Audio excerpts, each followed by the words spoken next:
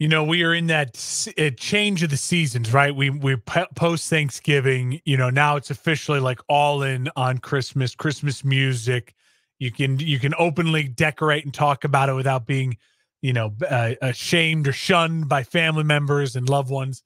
And the changes continue for this podcast. We are officially both sides of the podcast now, an Adopt Don't Shop podcast. Yes. Congratulations. Welcome to the family, the Football Lounge. Remy, he is not going to be making an appearance, I'm told, today because he's crate training, but we want to welcome on Remy to the team. Vasco got a dog. Welcome aboard, Remy. Yeah, he's enjoying peanut butter inside of the Kong. They love those things where they can just, search MVP, for the peanut butter, the frozen peanut butter at that. So he should be busy now. In a season where we don't have an NFL MVP, a clear front runner, the Kong with the peanut butter is a clear front runner for dog owners. Always a winner. That is for sure. Yeah, no, he's great. He's a Shepherd mix. He's 2 years old. We got him from the shelter nearby here. So very excited to have, he's been super chill. He's really adaptable. I think he's just happy to get out of that environment. It was funny when we were there visiting. He was kind of with the younger ones since he is only 2, but everyone else was like puppies. All the other dogs were. And so you could just see he was just sitting there like with his sunken eyes, like, what the hell are these? Like, give me these, like, all these rambunctious little puppies, dude. I just want to chill. And then we gravitated him right away. And then he gets to the apartment. He realizes, oh, crap, I'm a Steelers fan now. Yeah. Oh, all right. We already got him out with one of these. No touchdowns. We can't throw for touchdowns, but hell of a great defense.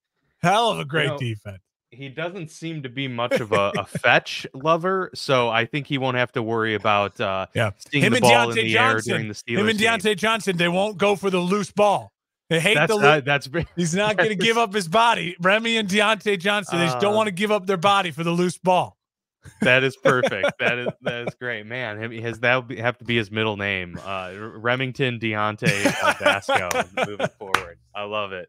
Well, it was a week of some very marquee matchups with obviously huge some wins. Implications in division. There are a couple of big divisional matchups. We had a couple. They put up or shut up time for like the Bills, for instance, and the NFC East kind of shaping up as we speak right now. But the big takeaway, of course, as we launch ourselves into this Week 12 recap, is that some of these teams are separating, and the Philadelphia Eagles are among the top. They're always continuing to pull out a victory, even when they don't look so great. And they're just continuing to get it done. Meanwhile, the Seahawks kind of had an opportunity to, put themselves still in the playoff, contention conversation, which they still are, but they're starting to fall on the back end of that. So just a couple of those things, but obviously the key breaking news for today being that the Panthers have fired Frank Reich in just his first season at the helm with the Panthers. So a new head coach incoming for Carolina. Yet again, the cycle repeats. And that will now launch us into this Week 12 recap here on the Football Lounge.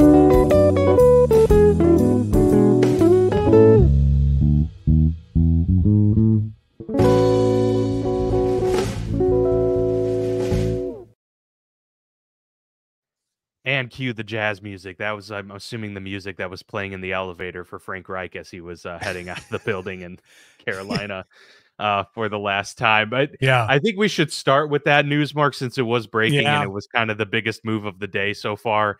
I think that both of us can say with certainty that, this was underwhelming even for the state of where the Panthers are at. 1-10. I kind of tweeted about this earlier today. Did he get a fair shake? Was he given, the proper weapons to kind of do with this team what owner David Tepper wanted? Probably not, but you can't start 1-10. No matter the circumstance.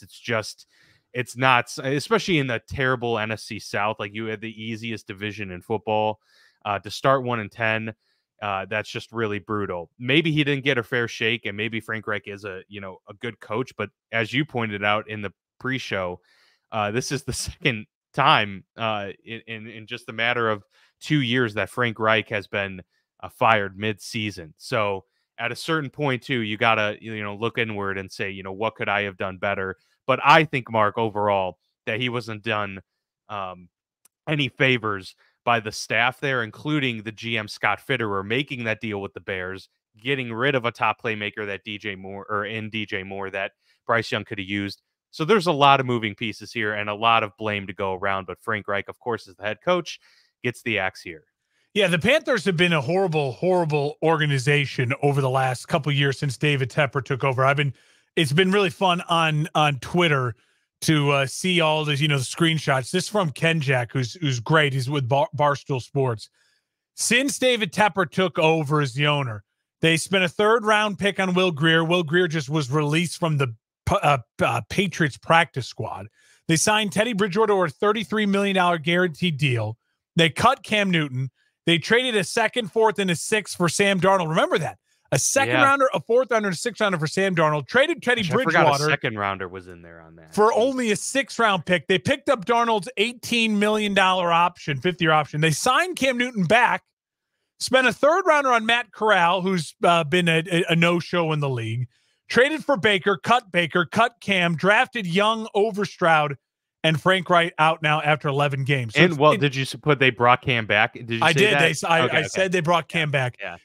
So obviously it's not. You feel bad for Frank Reich. He didn't get a fair shake at all. He didn't get a fair shake at all. Starting 1-10 is not great. I think the thing that was for the death for Frank Reich is that there didn't seem to be any sort of pop with Bryce Young at all. There wasn't even the moments where you're like, ooh, okay. With Justin Fields last year, there were times when it's like, man, look who he's throwing, dude. They're just dropping balls left and right. That's a great ball. And they just no one out there. After Mooney got injured and Claypool was a no-show, I mean, there were times when he was throwing to guys that aren't even in the league anymore. And you're like, God, I just feel for him. Like, get him some help. Bryce Young, why, yes, it's clearly there's a struggle for who he's throwing to. There's still just zero like pop at all with this offense. And that's on Frank Reich. I will say, I think in the long run, good for Frank Reich to kind of get out of that situation because it's not getting any better in Carolina. And David Tepper, to me, seems like now one of the bottom 5 owners in the NFL that you want to work for. I mean, he seems like he's a nightmare to work for. So good luck to Carolina. That is not an attractive job. The only thing you'd say is attractive about it is that you have a rookie quarterback on a rookie salary in a winnable division, but you got a lot of work to do with a GM that now I don't really trust the GM to do anything. He was the one who signed off on the deal to get Bryce Young. Clearly he's being, I don't know if he's being micromanaged by Tepper or he's just himself kind of incompetent. So it does not seem like a desired job at all. No, it's, no one knows where the direction for this franchise is headed. And I think that's the biggest, factor in the issues that Carolina has seen over the last 3 years is that, clearly David Tepper is passionate and wants to win. That's why he bought the team, but there are downsides to ownership in the league when it comes to how you actually experience a NFL season versus how you relate to the daily grind or the process that it takes in the National Football League. Yeah. I don't know David Tepper on a personal level, of course, but it appears to be that this is kind of like just a fan running a team. And there are issues with that, right? Like sometimes a fan running a team can be great because a lot of times fans are, no excuses type of thing. And they are maybe more willing to get off the hot track earlier and be more willing to take chances and risks. But the downside also is maybe not understanding what's required of a hire and what, tempering expectations actually means. A lot of fans every year want their team to go to the Super Bowl. It's just not realistic. Coming into this year, my goal as a Steelers fan was to see significant improvement in Kenny Pickett and an offense that could build a foundation for years to come. Don't expect them to win a Super Bowl and still don't. But there's a lot of fans that, just only want one result. Seems like David Tepper only wants one result. And that is you've got to compete for a Super Bowl every year. That's great for a standard to have. But when you're at the state that the Panthers are at in their franchise, you have to be realistic as well and say that it's going to take training wheels for 2 years. We're going to have to get a quarterback that works. And there's just a lot of pieces like that.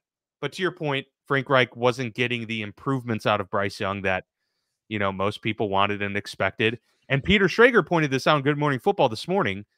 They have the most expensive coaching staff in the league by far. They have Jim Caldwell. They have Josh McCown. They have very experienced guys on that staff. And so for the result to be 1-10 with an experienced group, with a lot of former players on staff, with former head coaches as coordinators, you do expect more. And so from that standpoint, I understand the move. Question is, what are the Panthers going to do now? It's like, who's going to be – I don't know of many great coaching candidates that are coming out this year. Obviously, we've heard Jim Harbaugh to the Bears is big news. So maybe Jim Harbaugh is in the Carolina Panthers radar. But I'm just not sure of who's out there right now that would be a good candidate for them. Frank Reich seemed like a good guy, maybe a good culture dude. So it is surprising at that point. But anything else you want to add before we get into the games? No, I think you nailed it there. I think the thing for Panthers fans will be, it's just you're now you're already a non-desired free agency market. It's not a big market, Carolina. I mean, it's a nice place. Yeah. We both love Charlotte, but other than that, you're in a real rut where this is the type of franchise that really needs to build through the draft, and you don't have draft picks, you don't have draft capital, and you have a GM that I would have zero faith in building through the draft. And I don't even know if the GM's calling the shots. It seems a lot like Tepper. This was his guy. Bryce Young is his guy, and so it's a bleak Monday morning, Cyber Monday for the Carolina Panthers. Yeah, for sure. Brutal. Cyber Monday for the Carolina Panthers will go down in history. Yeah, it will. All right. Well, let's get to the Thanksgiving slate. Hope everyone had a great holiday. Black Friday, Thanksgiving. We got Cyber Monday now, just full of holidays here on the Football Lounge. So we hope you and yours had a great time. We certainly enjoyed our Thanksgivings and got added an addition to the household as well. So it was a great time and a great day for football, as always, on Thanksgiving with a couple classic matchups, divisional games, starting with the Packers and the Lions. Jordan Love looking a lot better. I know he's kind of been the talk of the town over the last few days about his improvements, beating the Lions 29-22.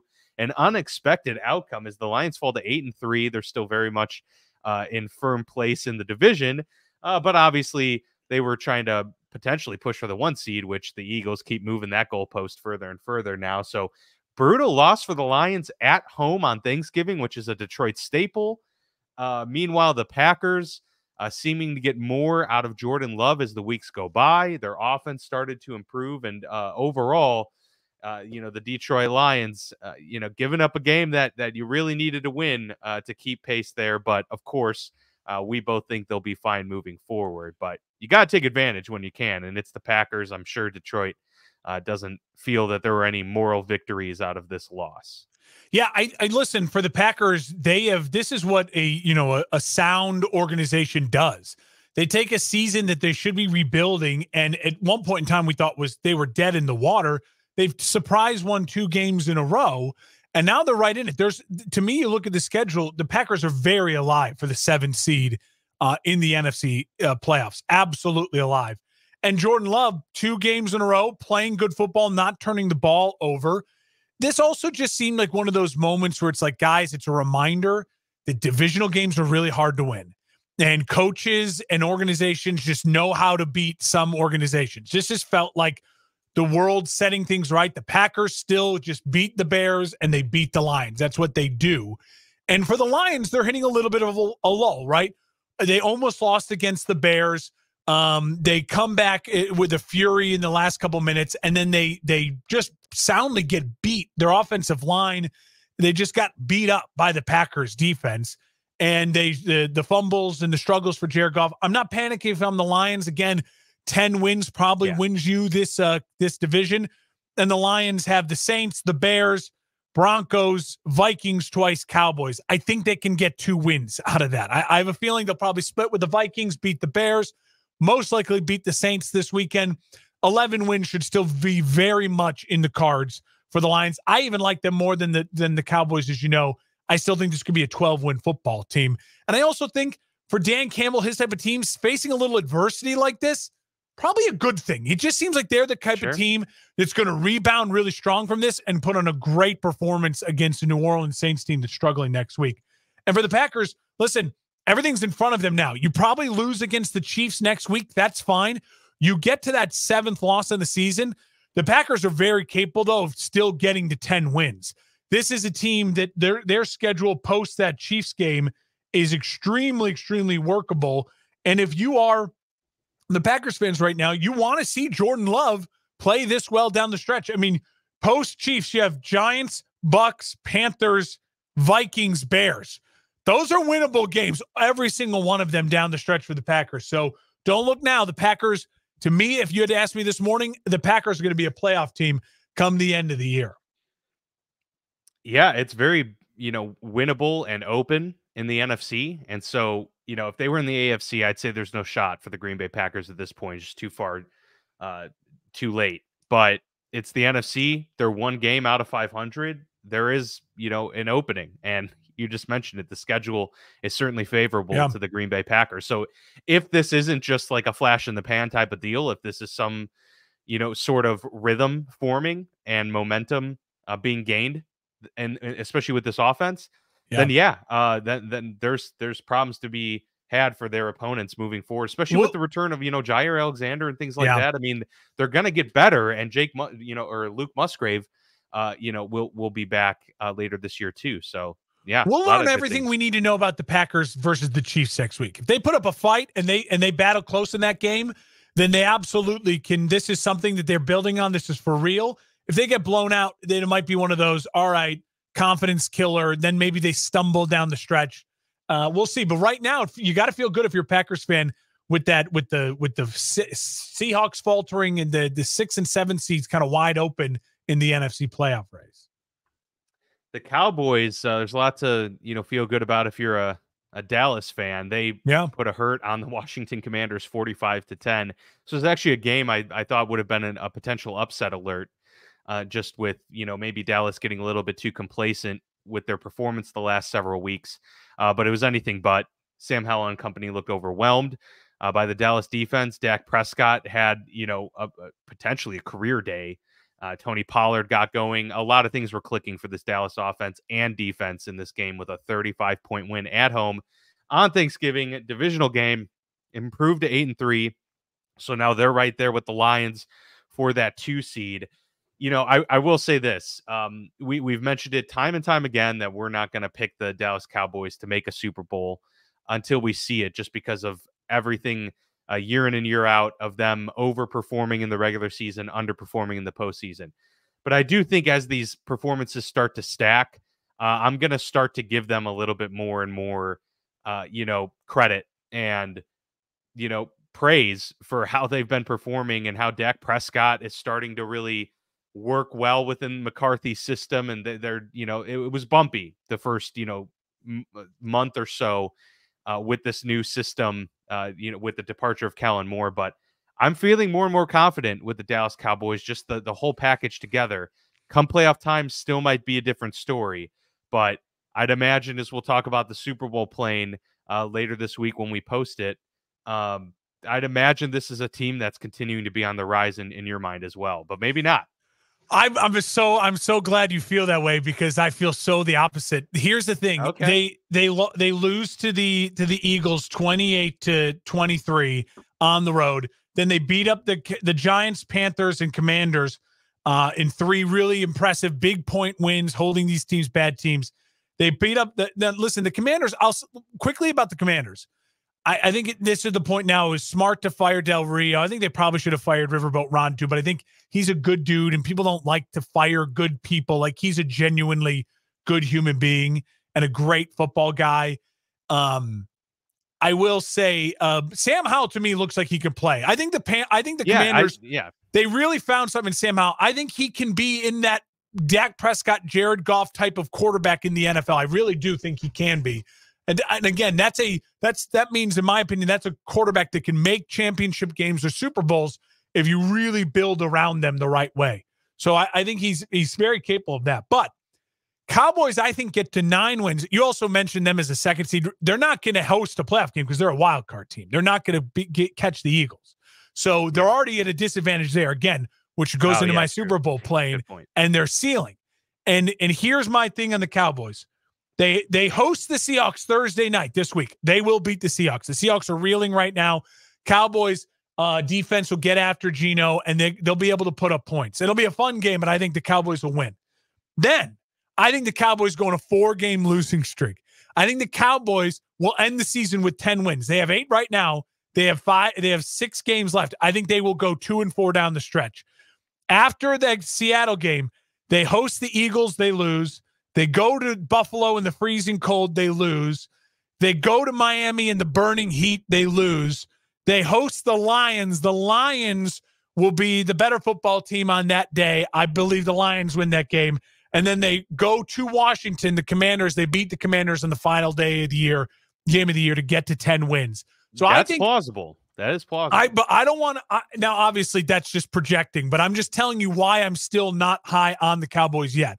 If the Cowboys prove me wrong and they win down that stretch and they can get to 11 or 12 wins, meaning they win 1 or 2 of that 4-game stretch, I will think differently about the Cowboys. But until I see them beat a Buffalo in Buffalo, beat a Miami in Miami, beat an Eagles team in Dallas, and beat a Lions team in Dallas, I'm not going to think that much higher of the Cowboys than I already do, which is a one-and-done playoff team right now.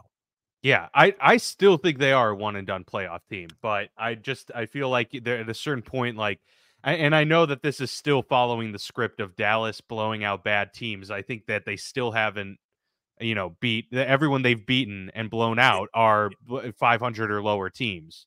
So they haven't beat anyone with a winning record, right? So their wins are against the Commanders, the Panthers, the Giants, the Rams, the Chargers, the Patriots, and the Jets, and the Giants again. So not a good grouping of teams for sure that they beat. So to your point, they will be battle tested in this next stretch. I'll be interested to see how they perform. Huge 2-4 though. That's a very plausible outcome. I think before the season I had them at 8-9, 10-7. Yeah. Crucial for them to get this win against Seattle at home Thursday night, short week. Yeah, if they lose that, it's crucial for them to get it. Now, they both will be on a week rest for that, because if they don't win that game, then it puts even more pressure on to find wins, and that 4-game stretch is really tough to do. Yes, absolutely. All right, the 49ers go on the road at the Seahawks, and Seattle, just looked a little bit overmatched in this one for sure. The Geno Smith experiment from last year, where everything was riding high on his, re-arrival to the league, so to speak. That has cooled off throughout the year, and it's, still seeming apparent that Seattle is hurting offensively and not able to do much in terms. Now, I know he's been hurt. I know they didn't have Kenneth Walker in the game for this one. Obviously, their premier back. So those are difficult things to overcome against a superior opponent in San Francisco, but still the 49ers win 31-13. Brock Purdy looks, good, a little bit above average in this game. He wasn't amazing, but the guy continues to do what he needs to do to get the ball in the hands of their playmakers. Debo, big game. Christian McCaffrey, big game. And they get it done, 31-13. So, 49ers are 8-3 as well. The cream of the crop in the NFC is very clear and defined, it seems. The AFC, there are question marks with a lot of these teams, right? Like, I mean, now with the injuries in the AFC, yeah. There's a total shakeup right now, but it's being clear in my mind that it's the 49ers, the Eagles in the NFC. I mean, the Cowboys record-wise, but yeah, the Lions are in there. It's those 4 teams. That's and everyone else is fighting for scraps. And I think Seattle is now one of those teams. Yeah, and I think for Seattle, exactly right. They're now the team 3 weeks ago, we thought, oh, this is definitely going to be a 6 or 7 seed in the NFC. Now they're in for a real fight down the stretch because they lost some winnable games, and now they're not healthy. And so again, Thursday night will be a defining moment for Seattle. If they can come out and win that game, then they have a real chance to still make the playoffs and have 2 years in a row where they should have been rebuilding post Russ in that big trade, making the playoffs. That's a good feeling if you're a Seattle team and a fan. But now it also feels like Seattle's stuck in that little bit of that like kind of Alex Smith Chiefs days where it's like, this is fun. It's good to win, but we need something to elevate us to the next Gotta move step. the needle. And for the Niners, I mean, the Niners are fully back. When they're fully healthy, Trent Williams, Deebo Samuel, they're fully back. And it makes Brock Purdy look like an MVP candidate. He's not the MVP. Stop being stupid and saying that, people like Jason McIntyre on the Herd. I know you put a big future on it. That's why you're pushing the narrative. It's the most ridiculous thing ever. And I know it's a year where we don't really have an MVP. That doesn't mean you give it to Brock Purdy. That is not how that should work. But the Niners absolutely, to me, you could argue the Niners right now might be the second best team in football behind the Philadelphia Eagles. The Niners right now might be better than anyone in the AFC. Problem is the Philly just looks that good in the NFC where they can win any sort of way. They can win the Niners way. They can win the Chiefs way. They can win the Bills way. They just can win anyway. And so, I nothing else more to say about this game. It was an easily predictable game. The kind of the favorites won all on Thursday, except for the Lions, and then with the Black Friday game too.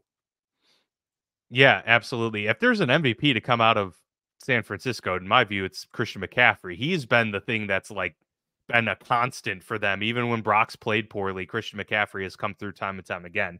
So I would, if I'm going to bet a future on a year where there's not a clear MVP, maybe I'll go running back and Christian McCaffrey. But yeah, you mentioned it, the Black Friday game, Dolphins on the road at the Jets, kind of a similar game in this way where, you know, the Dolphins didn't have like their best day offensively by any means. Tua threw 2 interceptions in this game, but they still blew the doors off of the Jets. And that's because Tim Boyle was starting and the Jets offense just still can't get much going at all.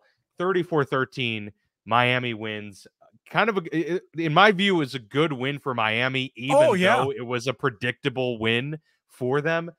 Because it seemed like there was like a 2-week period there where it's like, oh, is Miami starting to like cool off? Are they starting to fall and have some issues?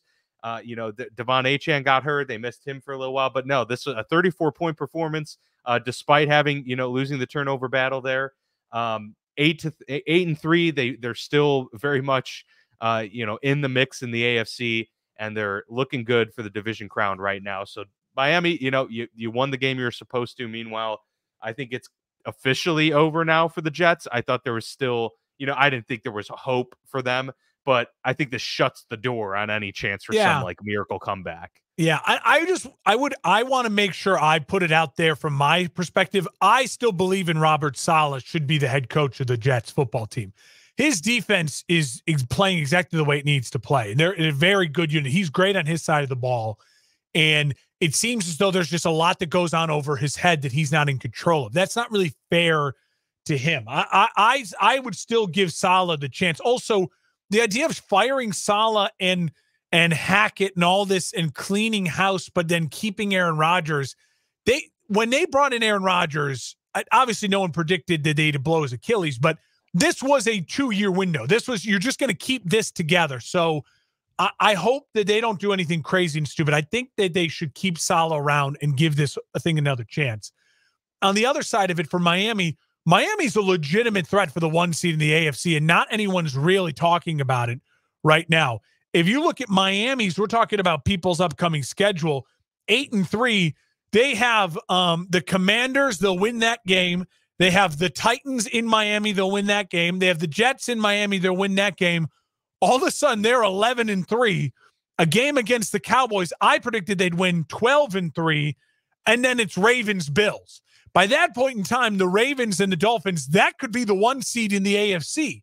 Now, this game is in Baltimore. I would give the edge to Baltimore. I think Baltimore's the better team, but you never know what can happen. Miami will be, come week 16 or 17 and 18, absolutely in the hunt for the number 1 seed. And that game against the Bills could be really important because it could be Miami trying to lock up the 1 seed while the Bills trying to make the playoffs. Divisional matchup at the end of the year could be a really fun one. So keep an eye out for Miami. They're going to be absolutely 100% alive in the 1 seed. And no one, you don't want to go play in the cold of Buffalo or in Kansas City in the wet and snow in an AFC championship game. You'd rather be in the wet and snow of Kansas City in an AFC Championship game than 80 degrees and humid in Miami for an AFC Championship game when you're not prepared for that, because that will zap you like a dog. So Miami, they are in the driver's seat for a 1 seed, and they control their own destiny with the game with the Ravens coming on up. Yeah, that's a good point, because the Ravens' schedule is not very favorable moving forward. Now, they are 9-3. They play the Rams next week, so we assume 10-3.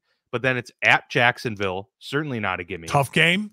At the 49ers, that's a very really tough game. I feel like the 49ers win that game. Then, like you said, they're home against the Dolphins and then home against Pittsburgh. They could lose 3 of those 4 games, and we're still talking about an division. 11-6 team. They'll still win their division, but the Miami, pathway, everyone's just talking right now so much about Kansas City and Baltimore, the 1 seeds. Keep an eye on Miami. Miami, it could stack wins here really easily and then close out some teams in the last 2 weeks of the season. No bye weeks this week for any team, so we have the full slate with Thanksgiving and Friday. We'll get to the Sunday action after a brief word from our sponsor, Durham Remodeling. Serving the Quad Cities area since 1973, and with over 50 years of excellence on their track record, you'll see why it's so easy to trust their experts when it comes to all of your home improvement projects. This family-owned business has you covered on all your needs. Protect your home or building from the elements today and get great roof repair services. Need new windows? No problem. Durham Remodeling can upgrade your windows and doors. Whether you want to upgrade the little details in your home or office, or want to tear a room down and start fresh, the expert contractors at Durham Remodeling have your back. Even the smallest changes can completely transform your space. Ready to start entertaining your friends for backyard barbecues? Durham Remodeling will help you plan, design, and build your deck and patio for the perfect outdoor space. Durham Remodeling's work is 100% guaranteed, so you can rest assured that you're getting the best service around. Call 309-786-6715 today for your free estimate for all your roofing, siding, flooring, windows, and painting needs. That's Durham Remodeling, 309-786-6715. All right, welcome back to the Football Lounge with Mark and Dan, brought to you by the For Frequency's Sake Podcast Network. The Saints on the road at the Falcons, and Bijan Robinson, I guess to head coach Arthur Smith, he realized he has Bijan Robinson on his team. He had himself a game for sure, and the Falcons, get the win 24-15. Man, New Orleans now at 5-6. We thought this was going to be a runaway for the division. It is not. The Falcons also at 5-6. The Buccaneers, as bad as they've been, only a game and a half out in that one as well. So this division now shaping up for one of those finishes of the NFC West we saw years and years ago when the Seahawks won the NFC West at like 7-9. They won 7-9. Beast mode. That was the Beast Quake. Yes, the Beast Quake run. So we may very well see something like that here with the NFC South again. But for the Falcons, all you can say is, I guess they're starting to get their playmakers more involved. Desmond Ridder may be getting a little more confidence. I don't think he's the future there. I think this says way more about the Saints than anything. This Derek Carr experiment is not working out well. It's just not. For whatever reason, I'm surprised. I thought Derek Carr is one of the top half quarterbacks in the league. He's not playing like it this year. And despite them having a somewhat solid defense, the injuries to Michael Thomas and Chris Olave even in this game have hurt. They haven't been able to get the ball in the hands of many other playmakers. It's just seeming to be like the walls are crumbling in New Orleans.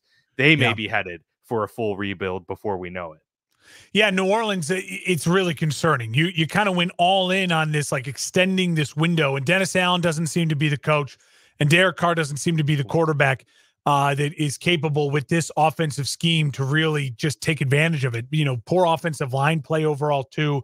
It's just nothing's working. There's no identity for New Orleans, and it's a really frustrating thing. I don't know of anyone who didn't pick New Orleans to win this division this year, and it looks like they're just letting it slip out of their hands. For Atlanta, kudos to Arthur Smith. This was a season-saving, job-saving type of win for him. This was a lot of people talking about him being on the hot seat.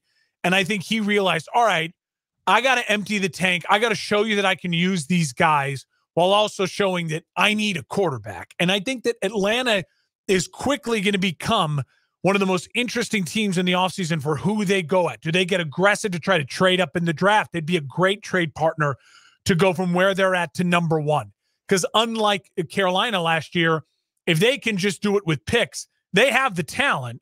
You know what I mean? Whatever that quarterback's not coming into an empty cupboard. So if they can really sell a team to trade up to it, for a bunch of picks or something like that, they could certainly be a team to keep an eye out for that. Or who knows? Maybe they are aggressive in the veteran quarterback market with a Kirk Cousins or someone like that. That's a really interesting thing for them. But in the meantime, right now, it looks like they are going to be the team that wins this division. And so Arthur Smith obviously will keep his job if he can lead them to a division win. And if I was Arthur Smith, keep doing what you're doing. Lean on your playmakers. Sell that to the fans that you're the guy who knows how to use those playmakers. Just get me the quarterback. With the way they play football, like if Arthur Smith is the guy moving forward and they do want to make one of those moves, go up and get a quarterback early in this draft, they could use picks, but they also, I know it's only a few years removed from a top 10 pick, but they haven't utilized Kyle Pitts since he's been there. Yeah. He could be a piece where you're like, okay, this just isn't working within our scheme. It's not how we want to dial it up. True. But some other team might be very enticed by the talent level of Kyle Pitts to say, hey, we'll give you Pitts and a first this year, first next year, and maybe we can move up. They don't even need to go to the number one spot. They could get a Drake May or a Bo Nix and maybe feel good about that. Yeah. So top 5 pick, top 6, they could go for it. If I'm the Chicago Bears, I would love to take this year's Atlanta's pick, which would probably be a top 15 pick. Maybe they make the playoffs. So, and then like next year's number one as well, plus Kyle Pitts and some other things. I would take that for the number one overall pick. That'd be pretty solid. Absolutely. The Steelers go on the road at Cincinnati. We did not talk about this since the news came after our show last Monday. But the Steelers actually did it. They fired Matt Canada, Crazy. something I didn't know was ever going to happen. Pittsburgh, for the first time since 1941, has a coach fired in the middle of the season. And that coach fired himself. So literally, it hasn't happened. So very, very unprecedented times in Pittsburgh. Mike Tomlin felt that a move had to be made. I was under no illusions that this was going to solve their offensive problems, that Kenny Pickett was all of a sudden going to look great. But I will say, kudos to them, because the offense did look really good in this game. They just shot themselves in the foot with not challenging the Deontay Johnson touchdown and then fumbling the ball the play after. A penalty late in the first half, took away what would have been a promising touchdown drive, it appeared. So there are a lot of things that really contributed to this being a 16-10 win versus what could have been a 26-27 point victory for Pittsburgh. So I was really encouraged from what I saw from the offense, and, having it's obviously the same system, but having someone different make the decisions on what play is going to be called, having someone else make the decision on how the game plan is going to be set throughout the week. They have, 2 guys doing this.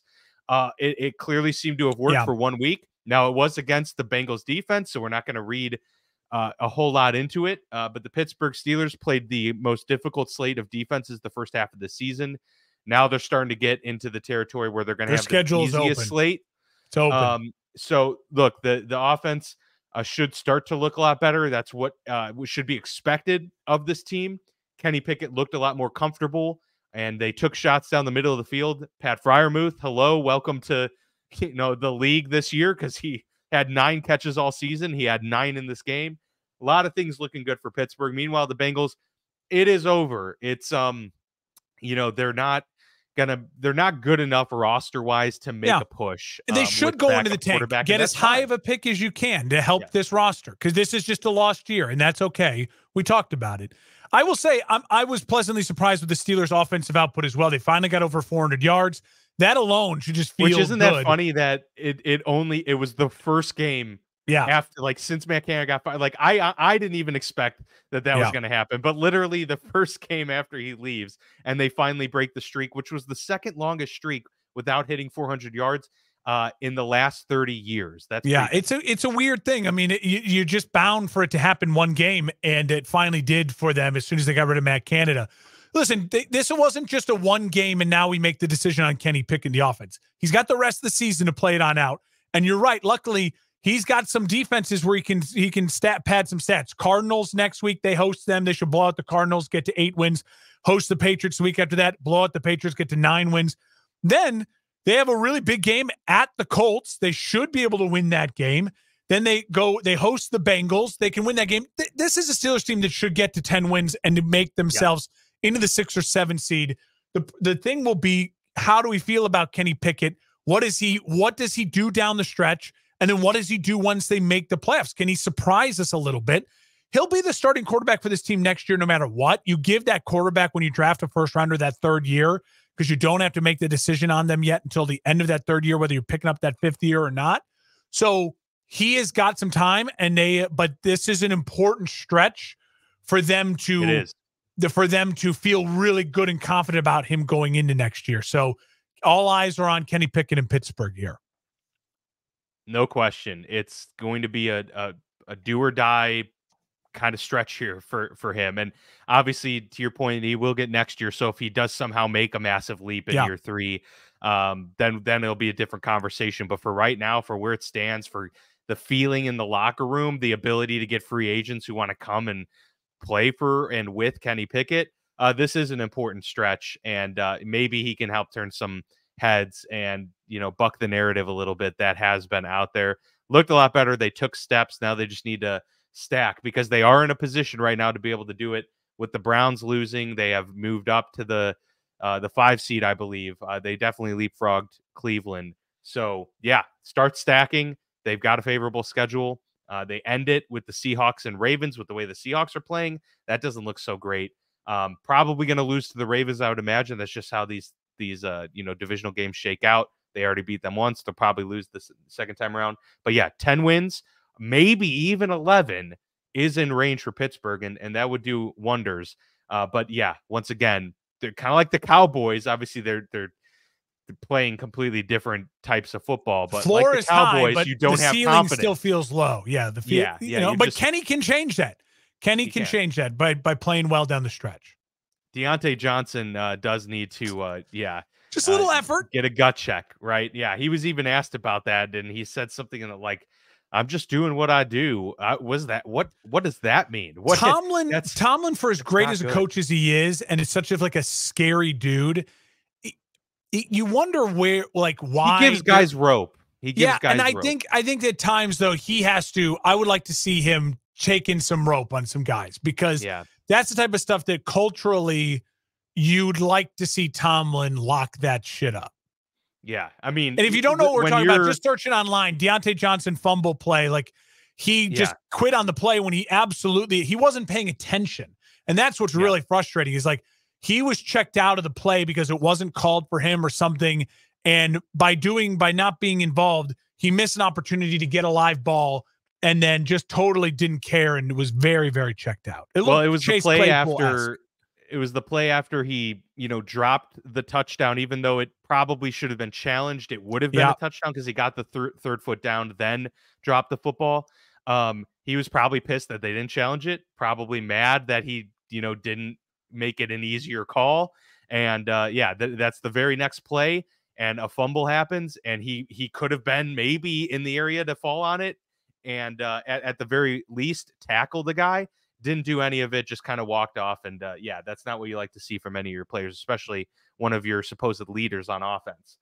The Titans get a win over the Panthers, which helped contribute to the Frank Reich firing here, 17-10. It wasn't a convincing win, but Derrick Henry, they got him going a little bit more, which was, good to see from Tennessee, that maybe he does still have stuff left in the tank. I mean, he's had these moments this year, but he had a big workload in this game, which helped Will Levis, who has since struggled really since that first big outing in his, first game action, came back to earth a little bit. But, this is the type of thing that will give a young quarterback some confidence, and just being able to lean on some of the, staples of your team. Derrick Henry is that. And so, the Titans are 4-7. They're not going anywhere this year. But maybe to get some of those wins for Will Levis, because I think we both would say that Will Levis is going to be the guy next year. He's going to be the starter. I don't think they're going to go and draft a quarterback. Mike Vrabel shouldn't get fired. And so to have some stability and to get Will Levis a little bit more comfortable. Any win means something. And so from that perspective, it was a nice win for Tennessee, but you'd like to win a little bit more convincing when it's against a 1-10 Carolina Panthers. Yeah, but if your team is better than the other team, then you win the game, then you're happy. You should be happy. Yeah, you did. And especially with the young quarterback, and he looked better than Bryce Young throughout the game, and they had a game plan for an identity to help the young quarterback. Yeah, a solid win for them. And for the Panthers, we just talked about, they're in absolute disarray. So listen, for Will Levis, I like this win. I think this was a good confidence building win, and they need to continue to build off it. No doubt. Absolutely. 4-7 on the season for Tennessee, 1-10 for the Carolina Panthers. The Buccaneers also are 4-7 on the season after dropping a close game to the Colts. Gardner Minshew willing the team late with a nice touchdown run of his own. 27-20 was the final.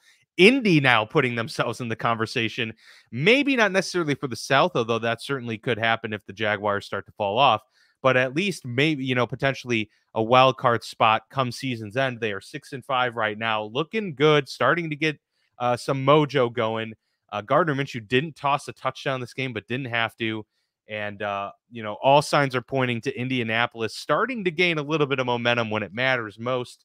Meanwhile, the Buccaneers are starting to fall into what we thought they were going to be early this season. They surprised us early, now are starting to get back to where we thought they'd be all along. Yeah, if you're the Colts, you say to yourself, can we get to 10 wins, right? That's the magic number to feel like you've locked up a spot. And you have games against the Titans, the Bengals, the Falcons, the Raiders, and the Texans remaining. So can you win 4 of those 5? And then the one game I didn't mention was the Steelers game, which they're going to be at home against the Steelers. They should be competitive in that game. Yep. So absolutely, the Colts could get to 10 wins and could make their way into the wild card spot. And if you are an Indianapolis Colts fan, you're just saying to yourself, we got the right head coach, and our running back, who we invested a lot of money in, is now starting to really come into form again. So you feel great right now if you're a Colts fan. And for the Bucs, listen, Baker, he's a tough SOB. He's not the reason why they're necessarily losing. It's, again, this team feels a lot like the Saints in the sense that they're just old and their window is closed, and it feels like they tried to extend the window when they probably should have rebooted. And they're a team now that feels absolutely ripe for a complete and full reboot postseason. Yep, it's all signs are pointing towards that for sure. A game that I think we should spend maybe 32 seconds on is the Giants beating the Patriots 10-7. What a disaster. Again, God. Mac Jones benched in favor of Bailey Zappi. I don't know what they're doing there. They either rip the Band-Aid or figure it out. Like, I think you should just have Mac Jones playing the rest of the year probably. Yeah. And just you deal with it, whatever comes of it. They're 2-9 right now. At this point, it's just best if you're New England to just keep losing. As for the Giants, Tommy DeVito, fun story. I don't imagine he's going to be a guy we're talking about beyond this season. No. But it's a fun story, and he's, getting some fun little wins here for the team. Maybe this is more about keeping the locker room together for Brian Daboll than anything else. Like, let's nailed it right there. Let's have some fun, right? Nailed it.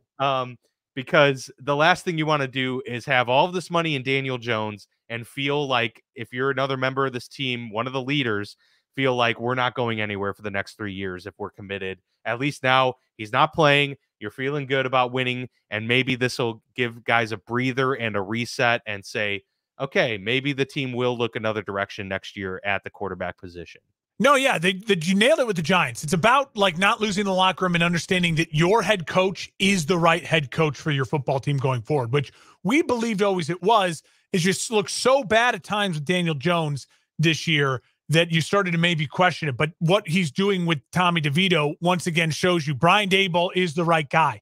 He is the right coach. You just need to move on from Daniel Jones and be in a position to draft a quarterback, maybe trade up to get the guy that you need to pair with Daboll going forward in a division that will feel open beyond Jalen Hurts and the Eagles. So that's good vibes with the Giants. And for the Patriots, absolutely, this feels now like strategic tanking. It feels like they are purposefully muddying the waters enough to where they can end up with the top 3 pick. What they do with it, if Belichick stays or goes, I don't know yet. It's all speculation.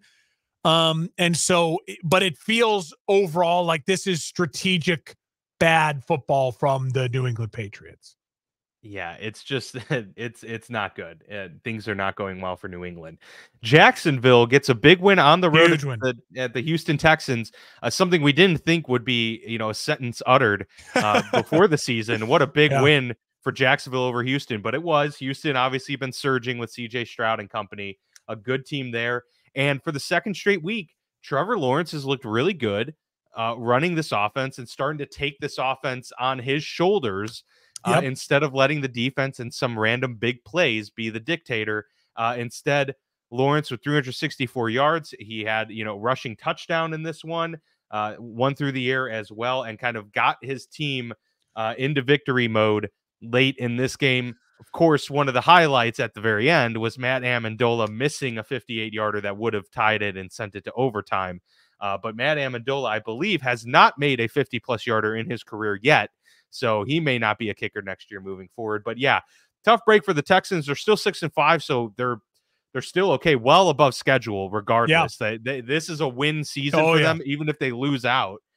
Meanwhile, Jacksonville gets a much-needed win to kind of stamp their name on the division and still put themselves in play for the 1 seed too in the AFC. Yeah, you nailed it all right there. I will say this, to me, the highlight of this game was after the game. Trevor Lawrence was asked the question, do you love that CJ Stroud is playing really great and you're going to have these kind of epic battles with another quarterback in your division? And he said, no, I wish every team sucked in our division, make it a lot easier.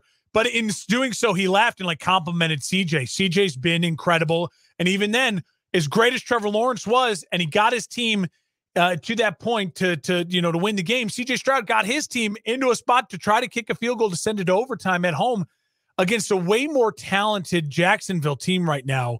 The Texans are absolutely one of the 2 or 3 best stories of the NFL right now, and I hope they make the playoffs. I'm rooting for the Texans right now. I'm rooting for the Jaguars. These are 2 fun teams. It's a fun division, and let's be honest, we're starting to see it now open on up, and we'll talk about the Chiefs here coming up in a bit, to where Patrick Mahomes won't have a lot of excuses if he doesn't make it back to a Super Bowl this year through the AFC. Yeah, especially with that defense too, right? I mean, there's a lot of good offenses in the AFC. No Burrow, no Allen in the playoffs, no Rodgers, no Rodgers, and you're really going to have to worry about Lawrence and the Jags, Stroud and the Texans, maybe the Colts, maybe Kenny Pickett, and then Lamar Jackson or Tua. Both of them were completely unproven. Lamar, the last 3 Januaries, had a bad game in a loss, and then was a no-show in the last 2 Januaries in the NFL. So not a lot of excuses for Kansas City. It's starting to feel like in the AFC. Yep. They're going to have to start to put a little bit more convincing victories on the table. Otherwise, it could be a difficult road. If they don't get the 1 seed, that's gonna be trouble for Kansas City. The 1 seed means so much more now that we have the playoff format we have, because there's only 1 bye. But on top of that, Kansas City has that big advantage, Arrowhead being such a tough place to play. The Broncos are continuing to roll. They get a huge win over the Browns, who after last week's win were seemingly riding high in the absence of Deshaun Watson. But they kind of fell back to earth in this game. Russell Wilson and company really starting to take command of that offense. And just, before you know it, the Broncos, who were kind of the story early on this season of just being a franchise in shambles, now finds themselves at 6-5, firmly in play and playing some of the best football in the league right now. Winning cures everything. It really does. And that's what's happening in Denver right now. A team that 5 weeks ago we were talking about as one of the worst situations in football now seems like, okay, their ceiling is still really low. None of us believe they are going to be a Super Bowl team.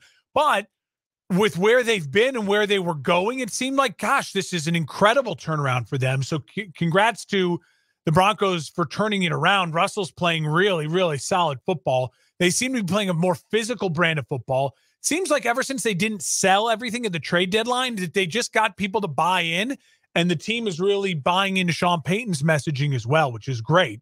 because those guys are going to be married for a long time. As we said when they were in the dumpster, Gotta work. There's nothing for them to do. They've got to make this work. So that's positive vibes in Denver. I'll say for Cleveland, it feels like you start Flacco next week and you give it one more run to see if you got any magic left. Otherwise, I would suggest start tanking. That's just me. Give Flacco a start. See if there's any magic left to make a playoff run. Otherwise, I would suggest tank on so your second round picks are a little bit higher, because we know you don't have first rounders because you trade them all because you're dumb. Yeah. That's a brutal situation for the Browns to find themselves in. The Rams get their 5th win of the season over the Cardinals. Probably a disappointing loss for Arizona, but then again, maybe not, because they're 2-10 and they've got themselves the number 2 pick, or the number 3 pick, I should say. So I mean, they're right there for the mix of not a quarterback, we would think, but hey, Harrison Jr. would be a nice addition for Kyler Murray and company in Arizona. So an underwhelming performance from Murray and company in this one, but it's just not a very good roster. Their defense is definitely depleted. It's a really bad defense. And so, you're asking Kyler Murray to take on, almost an impossible task at this point.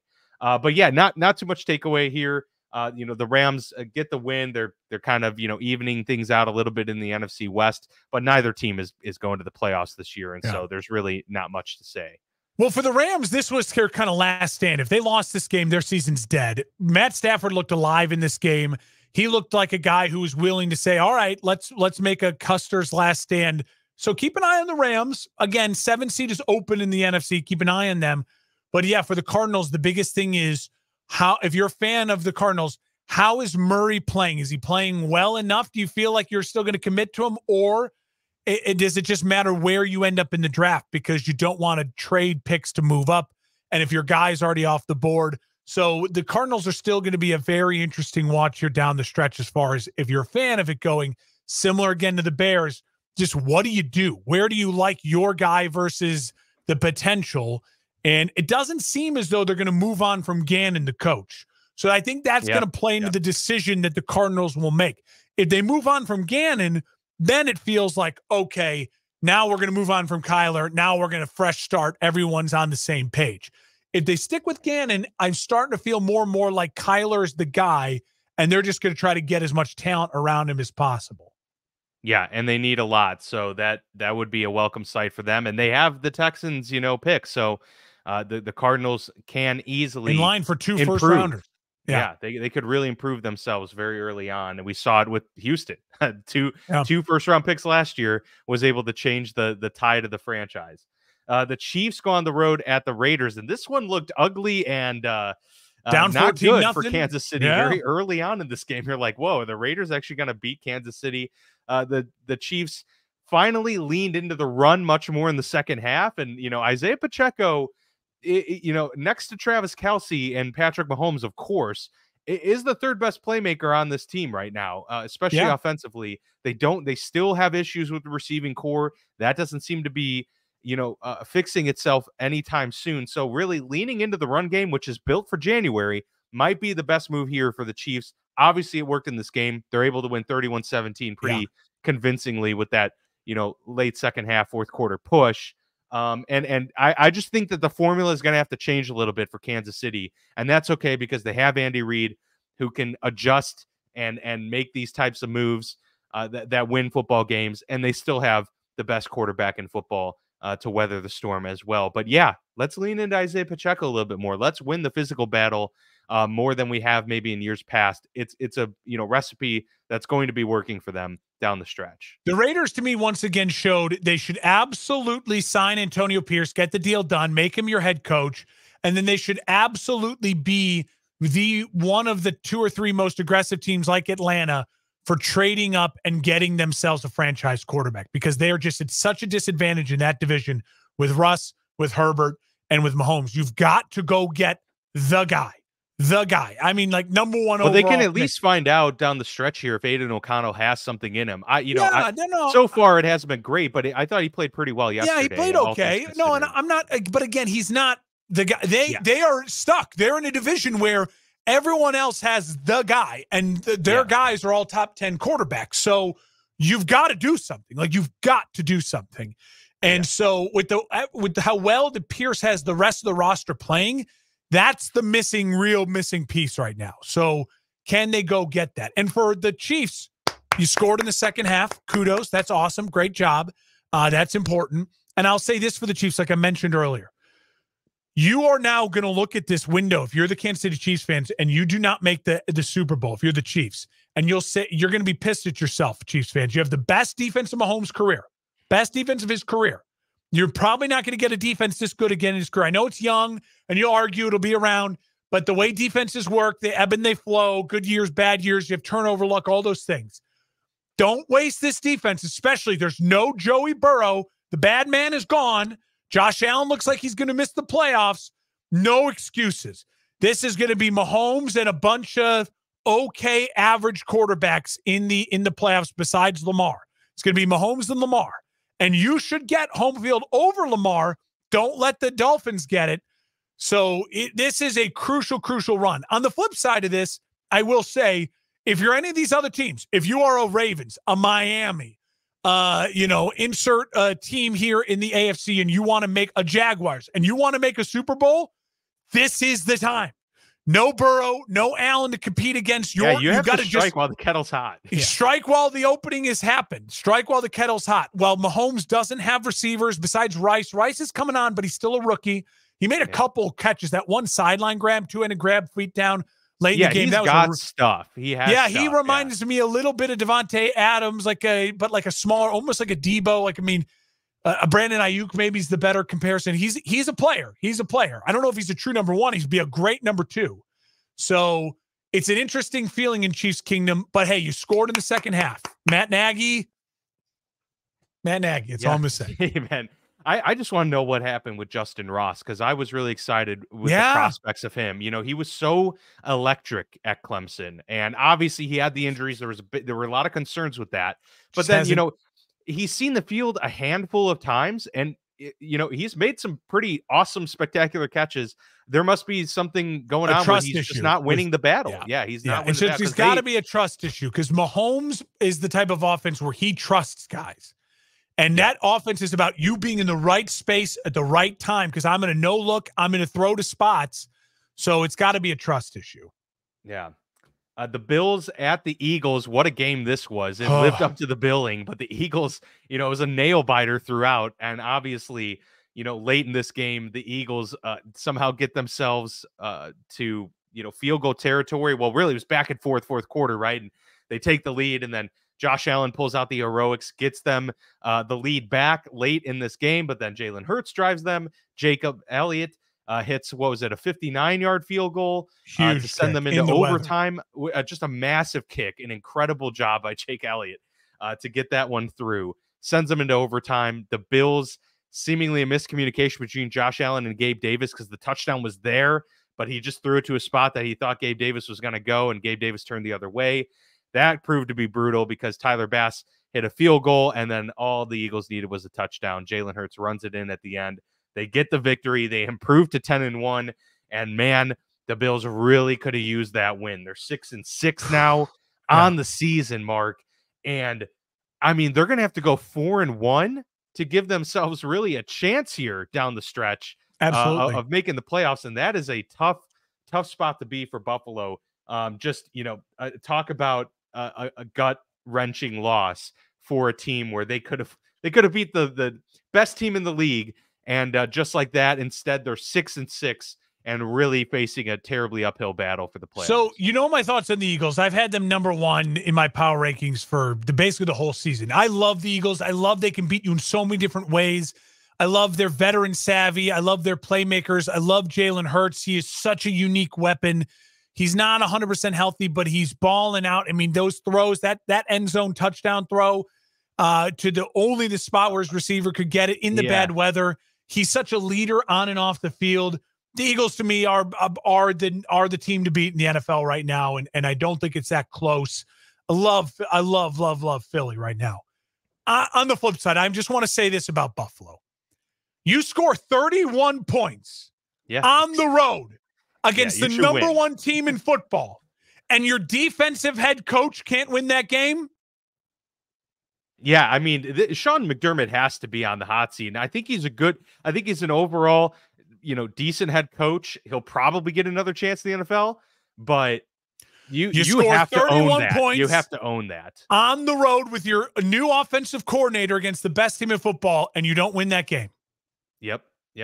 And especially, even all you needed was one stop. I mean, really, at the end of the game, you have an opportunity. Don't let Jalen Hurts drive it into field goal range. That's all we have to do. Josh Allen, the stat going around this morning, 0-6 in overtime. That says a lot more about his defensive head coach than it does Josh Allen, in my opinion. Yeah, that's very true. And it doesn't get easier for the Bills. They have to go on the road to Kansas City next week, and then they take on the Cowboys. So, the next 2 weeks are pivotal. They have to win both. Because then they play the Chargers, Patriots. We think those are both wins. And then it's at Miami to end the season. And that's certainly going to be a difficult matchup for them. And they can't bank on, that win coming to them at the end of the year. So next 2 weeks are going to be very telling. The Bills could be 6-8. The Bills could be 6-8. And that's pretty sad to say. If that's the case, I agree with you. I think Sean McDermott probably already has to be gone. But at this point, check out the YouTube. Watch on YouTube for my reactions, because yeah, that's it. We've got the nonverbal cues here from Mark Espin on the Football Lounge. Finally, for Sunday Night Football, the Ravens win 20-10 on the road at the Los Angeles Chargers. Easiest game of the week. Yeah, I mean, the Chargers were up 3-0, and then that was about it. The Ravens go up 10-3, and then cruise the rest of the way in the second half to victory here. And it's once again, even though they only allowed 20 points to the Ravens, the Chargers defense, let them down. And for as well as Justin Herbert is playing, he can't afford any mistakes with the way that this defense is playing. And he had a mistake. He threw a bad pick and took some sacks in this game, and that ultimately ended up being the nail in the coffin, because if the Chargers were 5-6 today, we'd say, all right, they're still putting up a fight. There's just, at this point in the year, one win difference means so much. So 5-6 feels a lot different than 4-7. And if this isn't the end of Brandon Staley as well, I don't know what is. We may be seeing 4 or 5 coaches get fired, really soon at the end of this season. We've already seen 2 go. These are others that I think need to be. Yeah, it's the Brandon Staley's dead job. I mean, that was this game. This was it. You lost a very winnable game last week, and then this week was a very winnable game as well. And this offense has no identity. Like, where again, it feels a lot like Buffalo. Justin Herbert. The Chargers and Buffalo feel so similar right now. Where it's just like you look and you go, "We got the guy, figure it out." And it's like no one is helping them build a team the way that Mahomes has a team built around him, the way that Hurts has a team built around him. It just feels brutal for Justin Herbert and the Chargers right now. And they have so much talent. And when you have that much talent and you're losing in this way, that says so much about the coaching, the culture, the identity of the team. It's bad. It's really, really bad. And for the Ravens, we all predicted this. This was my lock of the week. Ravens -3.5. If you're the Ravens, this is the type of game where you look and you say, this is what we can do in, week out. We didn't play a great game. We didn't explode offensively, but we're the better team, and we made the big plays in the big moments. And who knew that Kyle Van Noy was still out there making plays? I totally forgot about that. He's a solid player, yeah. So he made some big plays. And for the Ravens, this was really not a must win, but it felt like you needed it, because, as we mentioned, the Ravens have some tough games coming on up. And if they want the 1 seed, losing to a bad Chargers team like this would not have been helpful. Yes, very true. The Bears go on the road to the Vikings tonight, Mark. I'm curious your thoughts. Minnesota currently favored by 3 at home. Oh, Bears 24, Vikings 20. The Bears win. Justin Fields has a breakout game on national television. The pundits tomorrow will be talking about, it's so obvious. Get Justin Fields a new head coach and some more help, like a Max Crosby or a Marvin Harrison Jr.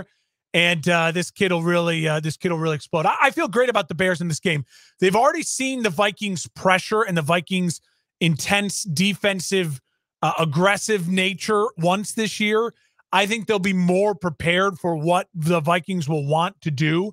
And I think you'll see Justin Fields understand he has a chance in prime time to put on a show. I love the way he ran the ball last week. I think you'll see more of that this week and say, you know what? F it. This is what I got to do to make sure I'm the starting quarterback of this team going forward, or the starting quarterback of another team going forward. I think it's Justin Fields' Monday night game like he did against the Patriots, breakout Monday night win. And you'll see a Bears team that will still look very inept because they do not have the right head football coach, but against a Vikings team that I think will have we're seeing the bubble burst a little bit for the Vikings and their kind of explosion post Kirk injury. No Justin Jefferson helps the Bears win this game. That's a big help. Yes, very much so. I agree. I think the Bears do win this game. It's a pretty solid prediction for the score as well. I think it'll be very close in this one, 23-20, 24-20, as you said. Sounds about right. So I'm in agreement with you there on this one for sure. I do need about 100 points from Justin Fields tonight in one of my fantasy leagues. Will I get that? I need at least 20 from him. So I'm going to say you get at least 20. You're gonna. Can we split the difference? Can we at least get maybe like 60? As long as he finds DJ Moore, I also have DJ Moore, and I need them. I need about 33 points combined from those two. So that's what I'm looking for. I'm just looking for 5 passing touchdowns all to DJ Moore, and then maybe 2 rushing touchdowns. I love as well. 200 yards of rushing for Justin Fields. We'll get there. Fantastic. All right. Well, that was a fully loaded Week 12 recap for sure. Very exciting stuff. Again, Frank Reich fired. The biggest news to come out of the day, but the Eagles, with their big win over the Bills, might be the matchup of the week, unless, of course, the Bears put up 138 points tonight against the Minnesota Vikings. For Mark, I'm Dan. Until next time, this has been the Football Lounge with Mark and Dan.